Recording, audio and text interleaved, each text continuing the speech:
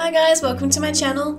I'm Lisa, and in this video I'll show you how I've gotten the outline of this deer onto the paper ready to colour with colour pencils. After that I'll show you how I've chosen the colours that I'm going to use for this piece, and then at the end you'll see a quick time lapse of me completing the piece. But if you would like to see the full tutorial, remember to like and subscribe. And because it's such a big beautiful deer, I wanted to make a really big beautiful frame for it. So my final video relating to this piece will show how I've created a frame using some old rustic looking timber. So remember to let me know in the comments below if these tips have helped and what you would like to see next. Alright, so what we're going to do today is I'm going to show you how I get this outline onto my Fabriano paper ready to do my colouring and rendering. So the first thing I have with me is this tracing paper pad.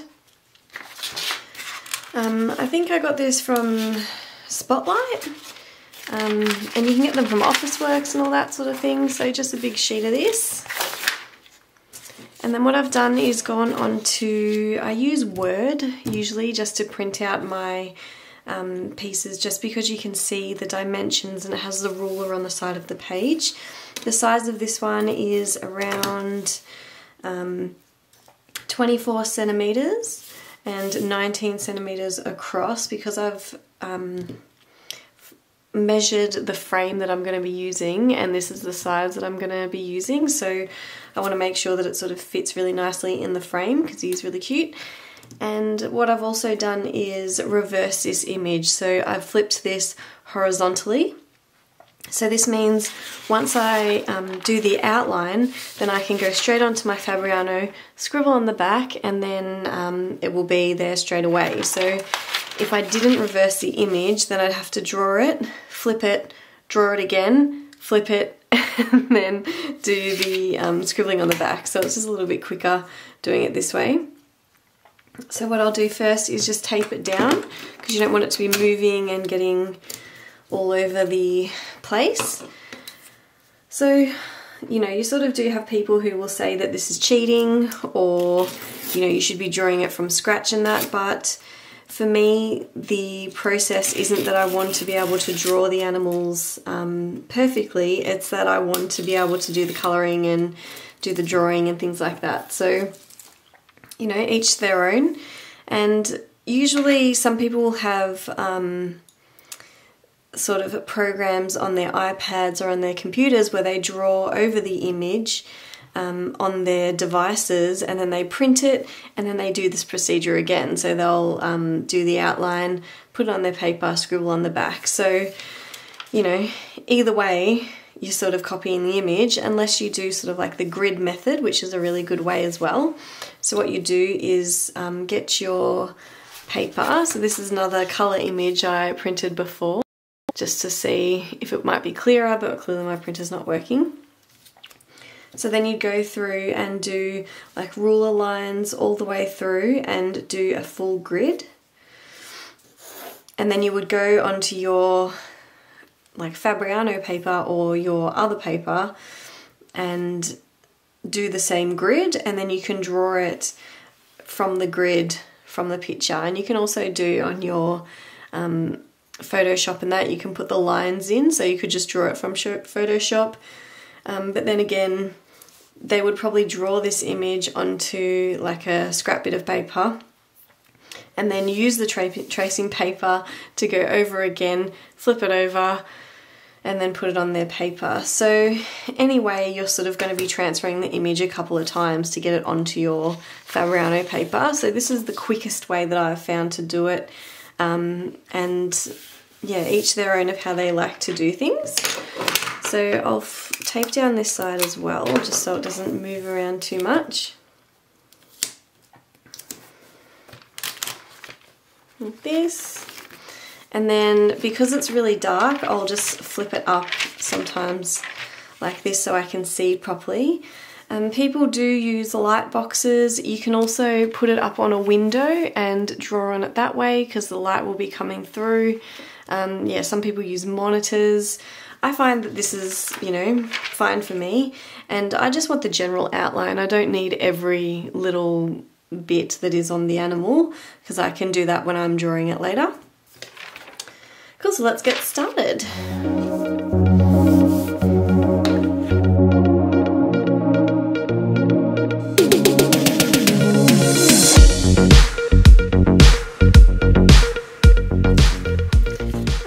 So I think that's pretty good. I think that took about, you know, 10-12 minutes to go over all of that. So yeah, you can keep like lifting it up and checking, you know, if you're missing any little bits. The more detail you put in, the easier it will be to copy it from your reference photo. So we'll just take it off the page here. And I'm ready to get my Fabriano. You can see the outline all ready to go. So yeah, now I flip him over and that will be the right way. And I can stick him on, move the tape around. The tape I'm using as well is Scotch magic tape. So this doesn't stick to your paper, so when you lift it up it won't rip up the rest of your paper, which is always helpful. Cool, so we get the paper and then we can stick him down. Cool, so now I've cut out my bit of Fabriano. This isn't the white paper, it's just the original paper, which I think will look really nice with the textures of the deer and not as stark against the white paper. So I think this paper is going to be good. And then we just sort of need to place it where we want it. And then I have sort of space to cut out the edges if I need to. Tape it down. I'll tape it down one more time because we really don't want it to move this time. And then I usually just get a pencil that I don't use very often because you're going to be using quite a bit of it. And then you pretty much just scribble over the back. So you can go over and you know, outline every sort of little section individually, or you can just go with a big scribble. Either way is going to work. Yeah, so we just go over, do this. You're doing sort of like a hard pressure, not really, you know, not the hardest you can ever do, but definitely a firm to medium pressure. And these outline, like this outline is pretty thick, so I don't think it's going to be a problem that I won't be able to see it.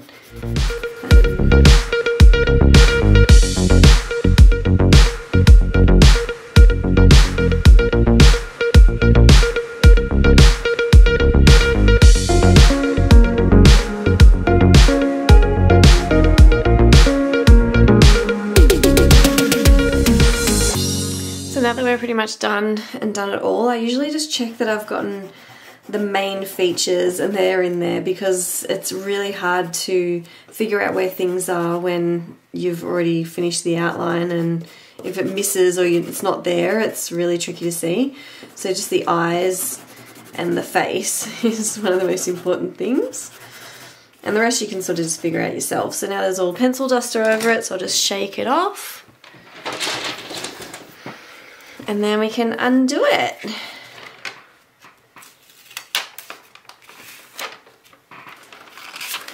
Ta-da! So you can see that. It might look a bit faint there, but for me, like, you can see it pretty clearly. And then yeah, once you get started, you just go through with your kneaded eraser or your normal eraser and just dab off little bits where you want to start. You can also go around the animal now, because you can see there's a little bit of smudgy bits from where you've transferred it over. Clean it up so it's ready to go. So the next, what I'm going to do is get my reference photo up onto Photoshop, and then I just need to pick out the colours that I want to use because I haven't done that yet. Another idea that you could use with this outline is that you could, before you scribble on the back of this, you could also put another piece of tracing paper over the top and then scribble onto that, and then it will transfer the image the same as it's done here, but then it will leave this page clear so you can see the outline again. So then you could use it again, but I'm not really interested in doing it again. Hopefully it will work out this time and I won't have to redraw it, but yeah, that's a good idea if you just want to save paper or do it again another time. So let's pick some colours. So what we're going to do next is pick the colours that we need for this deer. So we've done the outline, he's all ready to go. So I've got my image up on Photoshop ready to pick the colours. So my process for this is just using Photoshop. I use the colour picker just to pick out colours from the animal. So I usually start like with the eye because it's where I sort of start to draw. So you get your little colour picker tool, and then you just click on different sections of the eye. So I know straight away that I'm going to go in with a dark sepia. So when I'm writing which pencils I'm going to use, I usually always use a pen or a Sharpie sort of thing, because if you go in with like a grey lead, I'm going to eventually be leaning on this and then I'll rub it. So I'll do dark sepia, and then I get it and I just do like a little swatch. And then I usually just have a little tin. So this one has my fluffy brush in it and my white pencils. They're sort of, you know, the staples you always use. And then you just click on little bits of the eye. So I can see that there is sky blue in the eye. And also there's a little bit in the nose as well.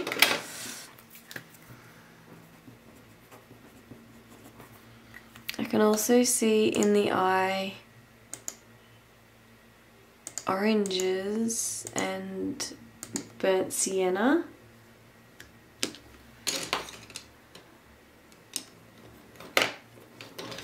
So I've got burnt sienna over here. My little Fabriano case. At the bottom. He's just a little one. But I've got a pencil extender for this one. Put him on there.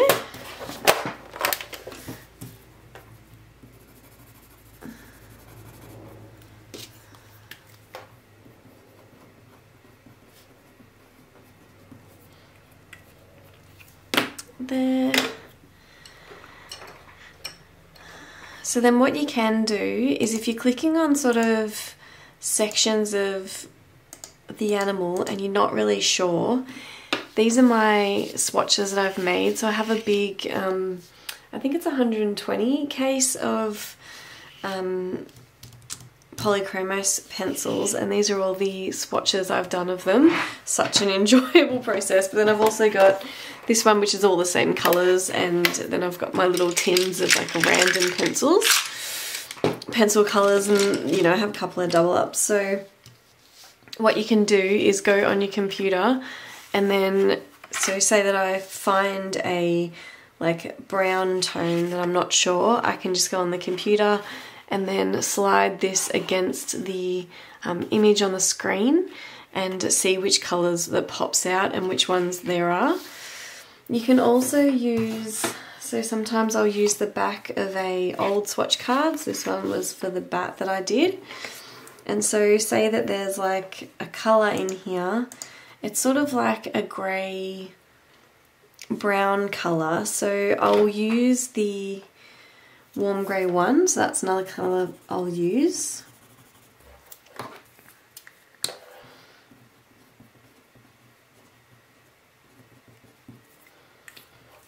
And so to make this colour, you can just use another swatch sheet to figure out how you're going to make that colour. So to make this colour, it's sort of like a browny, like purpley colour. So maybe I'll do a little swatch of this, and then maybe lightly of the blue. It'll give it a bit of a blue tone. And then if I use the burnt sienna on top of that, it'll make blue and red, makes a sort of purpley tone. Go in different ways to cover the tooth of the paper. Oh, It's close. And then if I get my white pencil, I can use it to go over, and that makes the colour that we want. Perfect. You can see that one? So then that's the sort of the way that I figure out which pencils I'm going to use in which areas. So then if you're really pedantic, or you do want to practice a bit more at this, you can get your image that we had before. So this is the image that I used to copy, and you could even sort of point to certain areas and say, I can do warm grey 1, sky blue, and then burnt sienna, and then the white. So you'd say that would be how you get that highlight section in the eye. And then you can go around and do it for like the nose, the antlers, and all of that sort of thing. So this is how I sort of do the process of getting all the colours. Just because you've made a sheet like this doesn't mean you can't add as you start to draw and as you start to find new colours and things like that. Sometimes when you're clicking around the image, you'll see things that just jump out at you straight away, and you'll know, oh yep, I'll use that colour. But then others, it's sort of like you need to figure out how you would make that colour with the colours that you have. So that's the process. I'll continue on, and by the end of it I always have a tin that's sort of dedicated to the piece that I'm doing. So I'll just keep going. So while I'm doing that, I just wanted to explain that if you are new to drawing and you don't have this many colours, you can still create some really beautiful pieces. Don't be intimidated by the amount of colours that I have here. Make sure to experiment with the colours that you have and see the colours that you can make. And when it comes to realism, the main thing that you need to do is make sure that your tones are in the right places and the right depth. So that's the light and dark colours, making sure that you have the shadows and the light areas in there. The colours don't 100% matter. It doesn't matter if you don't get them 100% next to the reference photo. You can always build up your materials and get more colours in the future, but it's just best to get started with what you have and then you can work your way up. Alright, I think that will do for now. So I picked all of these colours, got them all ready in my little container. I might add to this as I go, but like as you start to sort of click through, you see certain colours, but you can make those colours with these colours. So I think it's all good for now. I've added in a light red violet, which seems a little bit odd for this, but in the nose, in the face, I can see in the eye, and just at the top of the nose there's a little bit of purple, and it'll be good to add in the shadows as well to deepen the shadows a little bit. And I can see a bit of a purple hint in some areas as well. So yeah, we'll get started with those colours, and like I said, we can always add to them and refer back to our sheet if we need to. You can see I didn't need to swatch too many, and as you can see, like I needed pencil extenders for a couple of them because, you know, you can see the ones that I use the most. All of the earth tones are always ones that are quite popular that I use. Yeah, we can get started drawing the deer. So I hope that this video has been helpful. Let me know in the comments below if this has been helpful for you. If you'd like to see the full tutorial of this deer, remember check out my next video. And then also coming in the future is the video that I've created, the frame to put this guy in. But yeah, I'll see you in the next video, and remember to like and subscribe. I'll see you next time. Bye.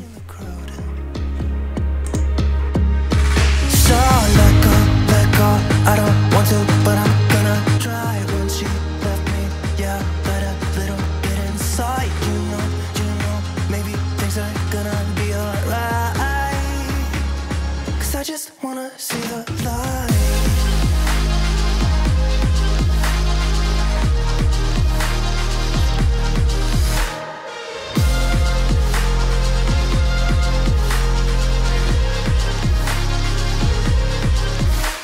sick of waiting and getting too restless to be in this dusty town. I've heard of this place where people forget and you get another try. So come open up my door. I don't wanna be here and let the world pass me by. I won't see your face wherever I look. I'm blinded by the light. So let go. I don't want to, but I'm gonna try. When she left me, yeah, died a little bit inside, you know.